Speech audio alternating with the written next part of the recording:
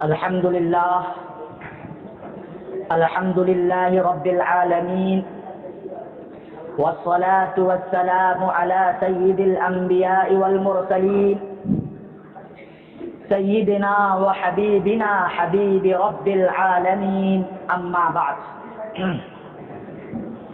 فقد قال الله تبارك وتعالى في القرآن المجيد والفرقان الحميد: أعوذ بالله من الشيطان الرجيم، بسم الله الرحمن الرحيم،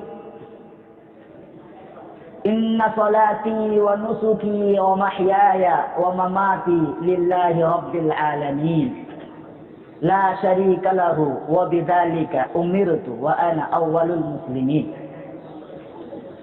وقال النبي صلى الله عليه وسلم: بني الإسلام على 5: شهادة أن لا إله إلا الله، وشهادة أن محمد رسول الله، وإقامة الصلاة، وإيتاء الزكاة، وصوم رمضان. صدق الله العظيم وصدق رسوله النبي الكريم. معزز بزرگوں، دوستوں، ساتھیوں اور مؤقر علماء کرام، اللہ تبارک و تعالی کا بے پناہ احسان و کرم ہے کہ اس خدائے ذوالجلال نے ہم تمام کو آج کی اس مجلس میں بیٹھنے کی توفیق نصیب فرمائی.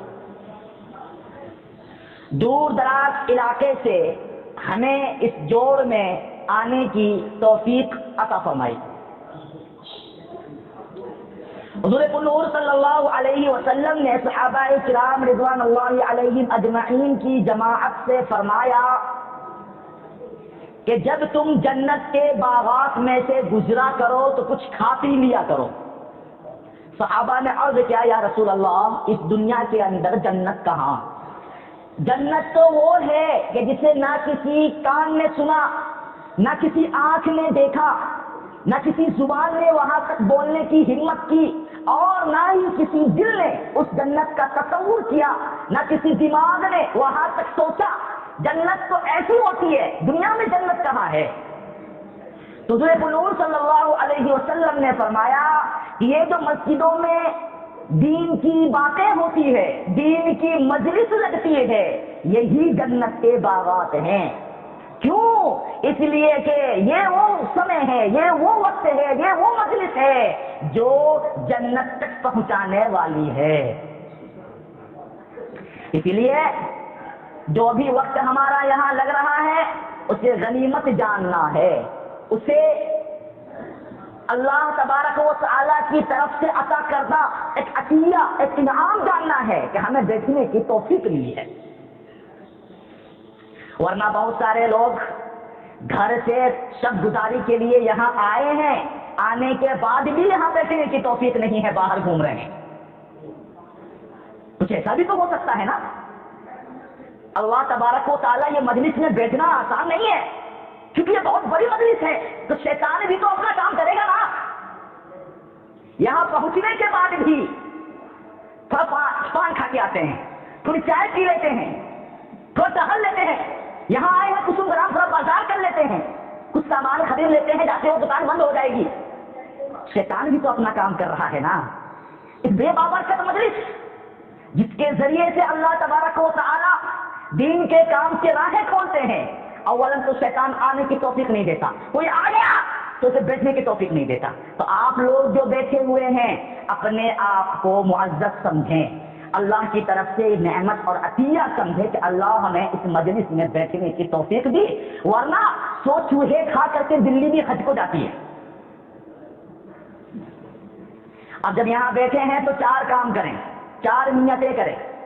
اللہ نے جب اس مجلس میں ہمیں دکھا دیا ہے، دین کے کام کی توفیق دے دی ہے، سننے کی، اپنی باتوں کو کان تک پہنچانے کی توفیق دے دی ہے، تو 4 باتوں کی نیت کریں.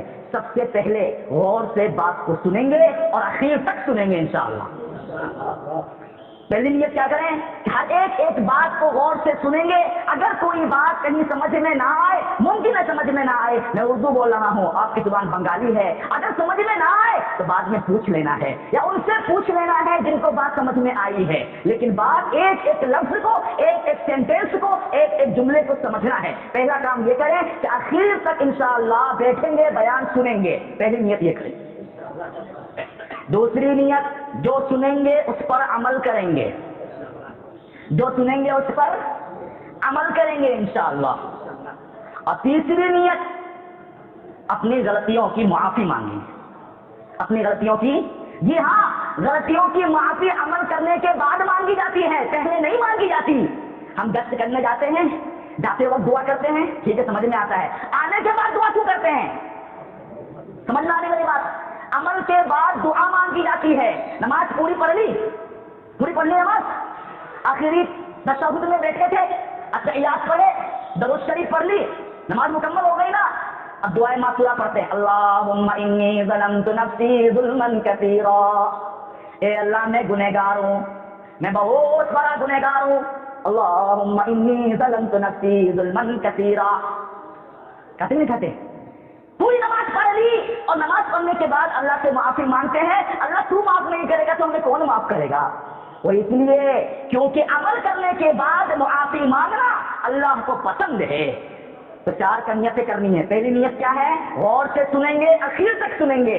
اور دوسری نیت، جو سنیں گے اس پر عمل کریں گے. اور تیسری نیت آخر میں اللہ سے معافی مانگ کر گھر جائیں گے. اور چوتھی نیت یہ کریں، دل میں یہ یقین رکھیں کہ انشاءاللہ ہم اللہ کے پاس ہمیں جانا ہے، اللہ کے پاس ہمیں لوٹنا ہے. یہ دل میں یقین رکھیں. یہ چار چیزوں کا کام کرنا ہے، چار نیتیں کرنی ہے. کریں گے انشاءاللہ. پہلی نیت کیا ہے؟ غور سے سنیں گے، آخر تک سنیں گے. نمبر 2، جو سنیں گے اس پر عمل کریں گے. نمبر 3، اللہ سے معافی مانگ کر اٹھیں گے. نمبر 4، اس بات کا یقین رکھیں گے کہ ایک دن اللہ سے ملنا ہے. ارے سنو، یہ چار نیتیں صرف ابھی نہیں کرنی ہے کہ مبارک صدیقی بیان کر رہا ہے تو یہ نیت کر رہے ہیں، نہیں. جب بھی کسی بیان میں بیٹھے یہ چار نیت کرے. جمعہ کی تقریر ہو رہی ہو، چار نیت کرے. کوئی یہاں بیٹھ کر بات کر رہا ہو، یہ چار نیتیں ہر جگہ ہر موقع پر کرے. کیوں؟ کیونکہ اللہ فرماتا ہے قالوا سمعنا واطعنا غفرانک ربنا والیک المصیر. جو دیندار ہوتے ہیں، پرہیزگار ہوتے ہیں، وہ ہر کام سے پہلے یوں کہتے ہیں قالوا سمعنا، اے اللہ ہم سنیں گے، واطعنا، اس پر عمل کریں گے. اور یوں کہتے ہیں غفرانک، اے اللہ ہمیں معاف فرما، والیک المصیر، اور تیرے ہی پاس ہمیں کیا کرنا ہے؟ جانا ہے. تو یہ بات قرآن پاک کے اندر ہے کہ کسی بھی بات کو سنیں تو یہ چار نیتیں کریں گے انشاءاللہ.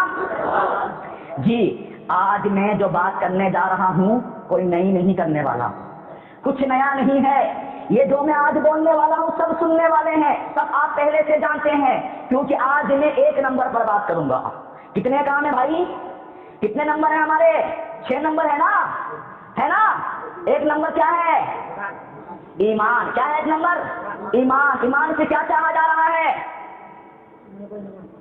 ایمان سے کیا چاہا جا رہا ہے؟ ایمان کا مطلب کیا ہے؟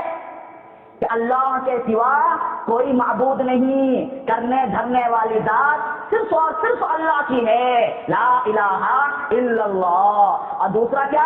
محمد الرسول اللہ، کہ دنیا اور آخرت کی ترقی صرف اور صرف نبی کے کام میں ہے، نبی کے طریقے میں ہے، نبی کے سنت میں ہے. اس بات کا یقین دل میں بٹھانا، یہی ایمان سے چاہا جا رہا ہے، یہی ایمان کا مطلب ہے، یہی ایمان کا مطلب ہے. تو سب سے پہلے ہم اور آپ اچھی طریقے سے جانتے ہیں کون انسان ہے جو یہ نہیں چاہتا کہ وہ دنیا میں بھی کامیاب ہو اور آخرت میں بھی کامیاب ہو. دنیا بھی اس کی اچھی طریقے سے گزر جائے اور آخرت میں بھی انعام اسے مل جائے. دنیا کے اندر بھی سارا کام اس کے لیے آسان ہو جائے اور آخرت کا کے منازل، قبر کا عذاب دور ہو جائے. کون نہیں چاہتا کہ دنیا میں بھی اسے آسانی کے ساتھ روزی مل جائے اور آخرت کے اندر بھی اللہ تبارک و تعالیٰ آخرت کے منازل، آخرت کے عذاب کو اس سے دور کر دے. کون نہیں چاہتا؟ سب چاہتے ہیں. کون کون چاہتا ہے ایسا؟ چاہتے ہیں نا، ہر کوئی چاہتا ہے. تو اللہ تبارک و تعالی ایسے لوگوں سے جو دنیا اور آخرت دونوں جہاں کی ترقی چاہتے ہیں، اللہ اس سے کہتا ہے دو کام کرو، دو چیزوں کا یقین رکھو. من عمل صالحا من ذکر او انثى وهو مؤمن فلنحيينه حياة طيبة ولنجزينهم اجرهم باحسن ما كانوا يعملون. اللہ فرماتا کہ دو کام کر لو، دو چیزوں کا یقین دل میں بٹھا لو، دنیا میں بھی کامیابی ہے اور آخرت میں بھی کامیابی ہے. پہلا یقین کہ سب کچھ کرنے والی ذات اللہ کی ہے. دنیا کو پیدا کرنے والا کون؟ آسمان و زمین کو بنانے والا کون؟ ہمیں زندگی اور موت دینے والا کون؟ زندے کو مردے سے، مردے کو زندے سے پیدا کرنے والا کون؟ دن کو رات، رات کو دن کرنے والا کون؟ یہ یقین ہمارے دل کے اندر بیٹھ جائے.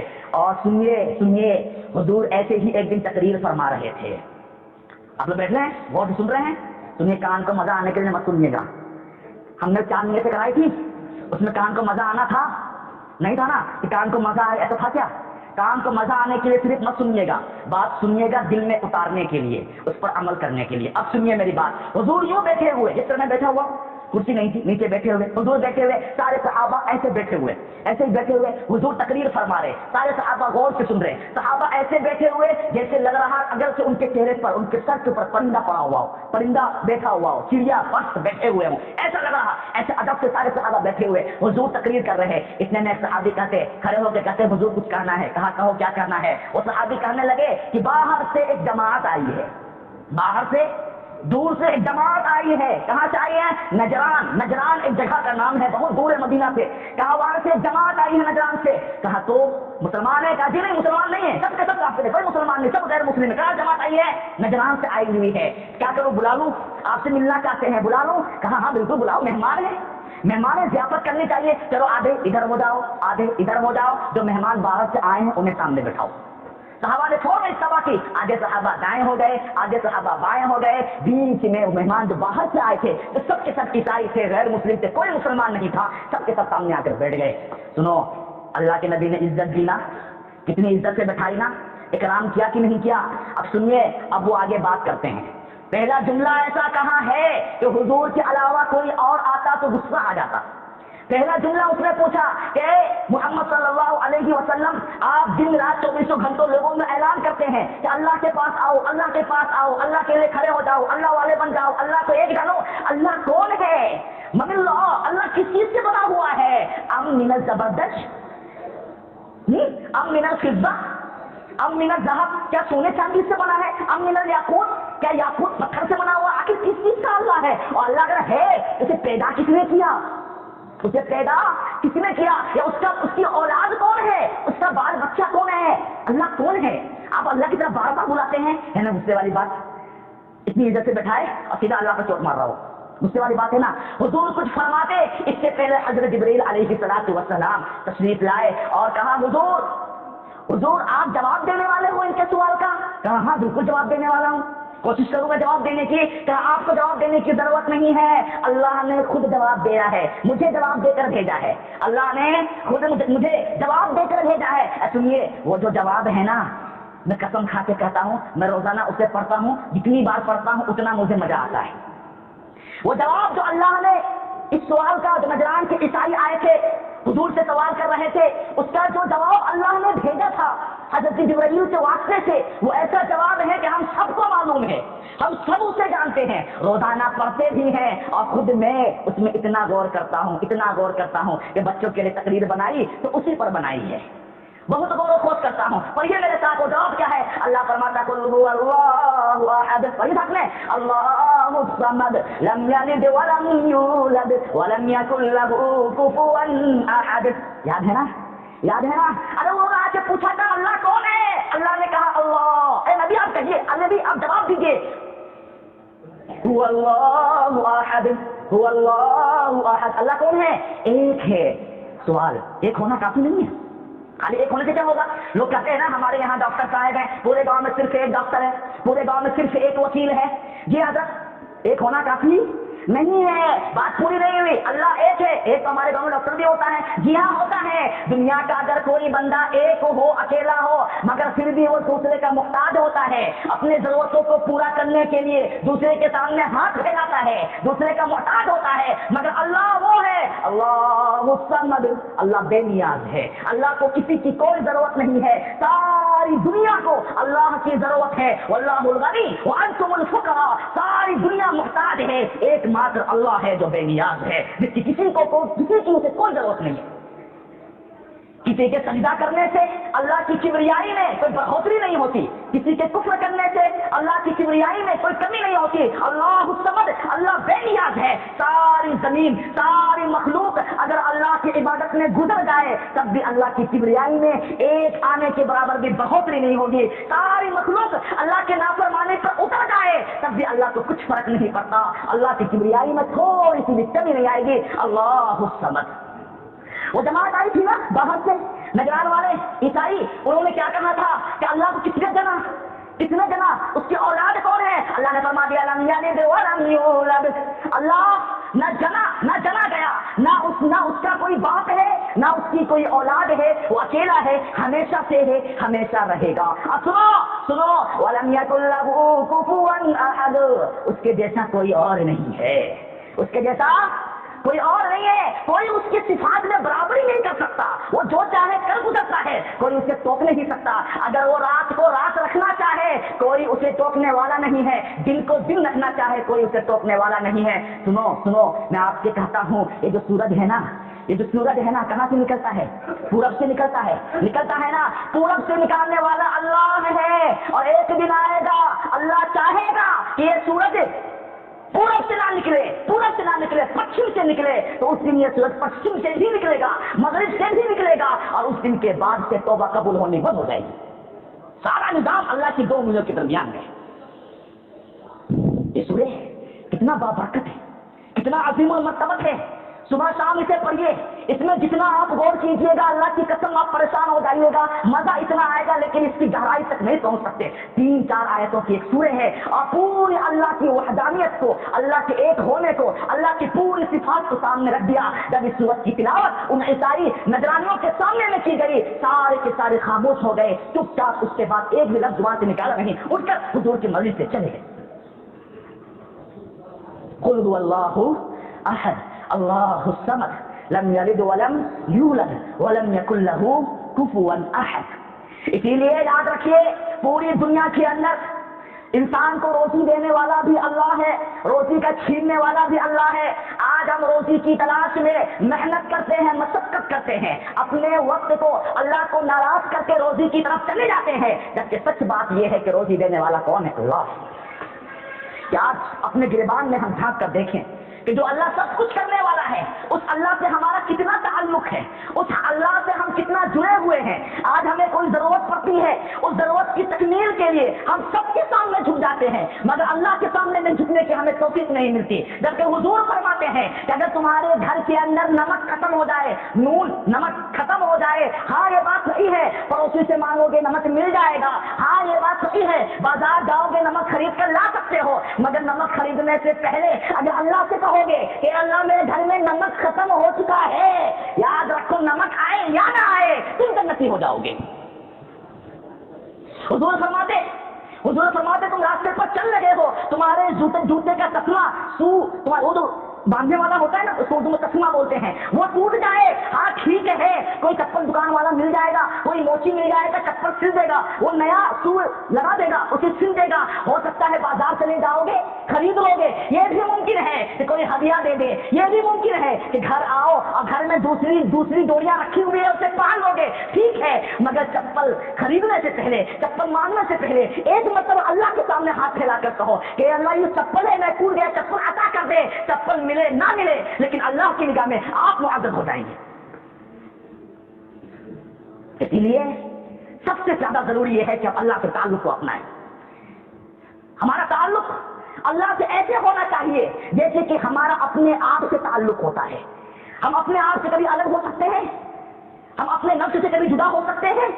ہم کوئی فیصلہ کرتے ہیں, اس فیصلے کے اندر میں ہم سوچتے ہیں یا نہیں سوچتے ہیں, हमारे हर फैसले में हम अल्लाह को शरीक करें। आज हमें 10 रुपए की जरूरत पड़ती है, अब्बा के पास चले जाते हैं, चाचा के पास चले जाते हैं, बड़े भाई से मांग लेते हैं, यहाँ वहाँ शिकायतें भी करते हैं, लेकिन जिससे मांगना चाहिए उससे क्यों नहीं मांगते? अल्लाह के सामने क्यों नहीं रोते? अल्लाह के सामने रोके तो देखिए एक बात बताता हूँ। मेरे एक उस्ताद है अब्दुल खालिक साहब मदरासी, दामद बरकातुहुमुल आलिया, अल्लाह उनकी उम्र को दराज फरमाए। मौलाना अब्दुल खालिक साहब मदरासी उस्ताद दारुल उलूम देवबंद, नाइब मुहतमिम है वहाँ के, क्या है, vice chancellor of Darul Uloom Deoband. एक मरतबा उनके पास गया, उनकी खिदमत में हाजिर हुआ, सलाम किया, जवाब दिया। जब वापिस होने लगा तो मैंने कहा हजरत मेरे लिए दुआ कीजिएगा। क्या कहा? हजरत मेरे लिए दुआ कीजिएगा। कहने लगे दुआ से कुछ नहीं होता बेटा। क्या फरमाया? दुआ से कुछ नहीं होता। चूंकि मैं वहाँ मुनाजिर था, मुनाजिर समझते होता है ना, जो दूसरे मजहब वाले होते हैं वो आके लड़ते हैं हमसे, उसको जवाब देना होता है। तो मैं वहाँ मुनाजिर था, बहुत मशहूर मुनाजिर था, तो उस्ताद भी हमसे वैसी बातें करते थे। चुनांचे उसी मुनासिबत से कहा बेटा दुआ से कुछ नहीं होता। मैंने कहा हजरत होता है, दुआ से होता है। कहा नहीं होता। मैंने कहा होता है। उमर रज़ी अल्लाह तआला अन्हु को हिदायत मिली नबी की दुआ से। उमर को हिदायत मिली नबी की दुआ से। पहले काबा कौन था, किबला कौन था? बैतुल मक़दिस था, लेकिन काबा किबला बना हुजूर की दुआ से, हुजूर की दुआ से। सुनिए आखिर बात होता है। कहने लगे ये तू कह रहा है। क्या कहा? ये तू कह रहा है। जरा ये बता, क्या कभी हुजूर ने कहा कि मैंने दुआ किया इसलिए उमर को हिदायत मिली है?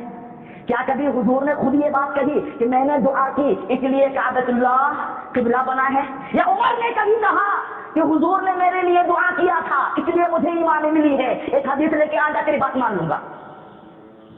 बाप तो बाप होता है ना। मैं खामोश हो गया। मुझे लगा शायद हजरत कुछ बताना चाह रहे हैं, दुआ का मफहूम क्या है, दुआ का मकसद क्या है, दुआ का मतलूब क्या है। उसके बाद मैंने और एक दलील पेश की। मैंने कहा हुजूर अल्लाह के नबी फरमाते अद्दुआ मुख्खुल इबादा, अद्दुआ मुख्खुल इबादा, दुआ इबादत का मग़ज़ है। मग़ज़ है, दिमाग सबसे अहम है कि नहीं है? जितनी आप इबादत करते हैं उस इबादत में सबसे ज्यादा मग़ज़ पावरफुल कौन होता है? दुआ होता है। तो हुजूर ने फरमाया कि अच्छा बेटा दुआ इबादत का मग़ज़ है, लेकिन ये बात कहाँ से साबित हो गई कि दुआ से होता है? इबादत का मग़ज़ है, मान लिया, सबसे आला तरीन इबादत वही है, मान लिया, लेकिन दुआ से सब कुछ होता है, कहाँ मान लिया? ये कहाँ से आया? फिर मैं खामोश बैठ गया। अब हजरत खुद को बतलाएंगे। सुनिए, हजरत फरमाते हैं आज भी हयात से फोन करके पूछ लीजिए, अल्लाह हजरत की उम्र को लंबी फरमाए। बड़ी अच्छी बात हजरत ने फरमाई। फरमाया दुआ से कुछ नहीं होता, दुआ मांगोगे अल्लाह देगा जरूरी नहीं है। अगर ऐसा होता तो हुजूर ने कई मर्तबा अपने चचा के लिए हिदायत की दुआ मांगी थी, कबूल नहीं हुई। दुआ कबूल हो मांगे, आप दुआ मांगे अल्लाह दे, जरूरी नहीं है, लेकिन ये जरूरी है कि अगर आप दुआ मांगेंगे तो ये साबित हो जाएगा कि अल्लाह का आपसे ताल्लुक है, अल्लाह का आपसे ताल्लुक है। अल्लाह आपसे ताल्लुक हर हाल में रखता है। आप मस्जिद से दूर रहें, मस्जिद में आए कुफ्र करें, अल्लाह के खिलाफ झंडा लेकर दुनिया में फिरते रहें, 24 घंटा अल्लाह को गालियां दें, फिर भी अल्लाह के बंदे आप हैं, हम और आप अल्लाह के बंदे हैं। अल्लाह अपने बंदे को छोड़ता नहीं है, लेकिन जब वो बंदा दुआ करता है, अल्लाह का ताल्लुक तो हमसे पहले से था, अल्लाह ने अपना अपनी रस्सी जोड़ के पहले से रखा था, लेकिन जब हम दुआ करते हैं, अल्लाह से बात करते हैं, अपनी जरूरतों को अल्लाह के सामने पेश करते हैं, तो हम ये साबित करते हैं, हम इस बात का इजहार करते हैं कि अल्लाह आपने तो मुझसे ताल्लुक रखा ही था, मैं भी आपसे ताल्लुक रखता हूँ, मैं भी आपसे ताल्लुक रखता हूँ। ये दुआ क्या है? ये दुआ क्या है? ये मांगने का जरिया नहीं है। ये दुआ क्या है? काम निकालने वाली चीज नहीं है, बल्कि ये दुआ अल्लाह से अपने ताल्लुक का इजहार है। किसी ने डांट दिया, बुरा लग रहा है, मस्जिद में आइए, अल्लाह से शिकायत कीजिए। किसी ने बुरा भला कहा, कहीं बेइज्जती हो गई है, यहाँ वहाँ मत रोइए, अल्लाह के सामने रोइए, देखिए अल्लाह आपको मुअज़्ज़ज़ करके दिखाएगा। और याद रखिए, दुनिया के अंदर इज्जत देने वाला भी अल्लाह है, जिल्लत देने वाला भी अल्लाह है। जब सब कुछ अल्लाह करता है तो अल्लाह को छोड़कर हम कहीं और क्यों जाते हैं? हम अल्लाह से क्यों नहीं मांगते? जब कोई मुसीबत हम पर आती है, हम अल्लाह को छोड़कर किसी और से क्यों नहीं मांगते हैं? किसी और से क्यों मांगते हैं? अल्लाह से क्यों नहीं मांगते? सबसे पहले अल्लाह से मांगिए, उसके बाद असबाब को इख्तियार कीजिए। अल्लाह तबारक व तआला इससे राजी होगा और हमारी जरूरतों को इंशाअल्लाह जरूर पूरी करेगा। एक बात और अर्ज करना चाहता हूँ, ये दुआ हम कभी कभी जाते हैं ना गश्त करने के लिए, जाते हैं, हम सब लोग जाते हैं, गश्त करने के लिए आते हैं। वहां एक बंदा मिलता है, वो क्या बोलता है? नापाक है हम। क्या है? बोलता नहीं बोलता है, हम नापाक है, नहीं जा सकते, अभी नापाक है, मस्जिद नहीं जा सकते। हाँ, अगर कभी हमारे साथ ऐसा हो जाए कि हम नापाक है, मस्जिद नहीं आ सकते, हम नापाक है, नमाज नहीं पढ़ सकते, हम नापाक है, दुआ नहीं कर, हम नापाक है,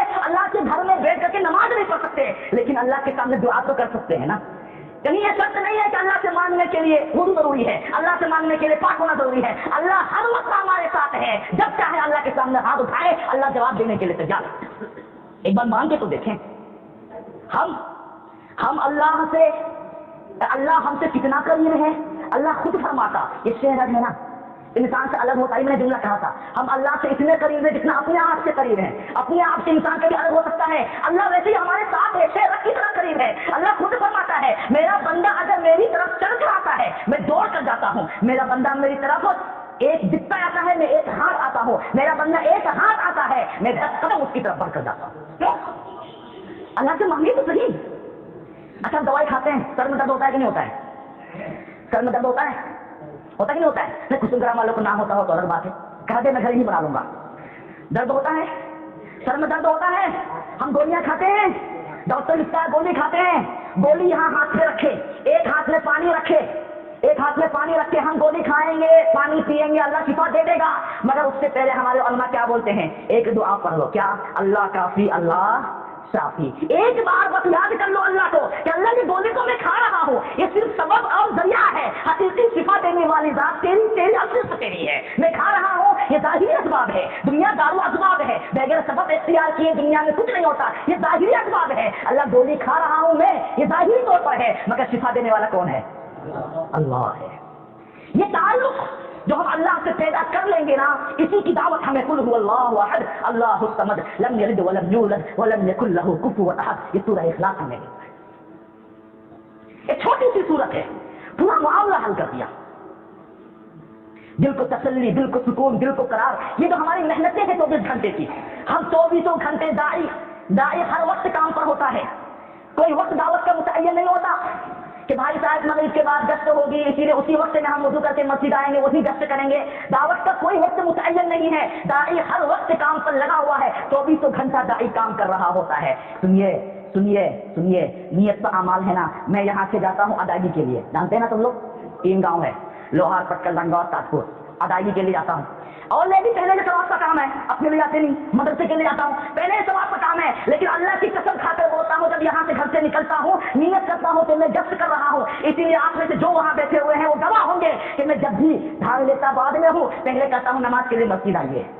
جو لوگ یہاں بیٹھے ہوئے ہیں گواہ ہوں گے, میں ان سے کہتا ہوں نماز کے لیے مسجد آیا کیجیے, نماز ضرور آئیے. کیوں؟ اس لیے کہ داعی ہر وقت ڈیوٹی پر ہوتا ہے, ہر وقت کام کر رہا ہوتا ہے. تو ہمارا اکابر نے خاص وقت متعین کر دیا ہے, جس کی وجہ سے ہمارا عمل چل رہا ہے تاکہ ہمارا دنیا بھی چل سکے, دین بھی چل سکے, ورنہ داعی ہر وقت ڈیوٹی پر ہوتا ہے. اللہ ہمیں عمل کی توفیق نصیب فرمائے. سب تیار ہیں؟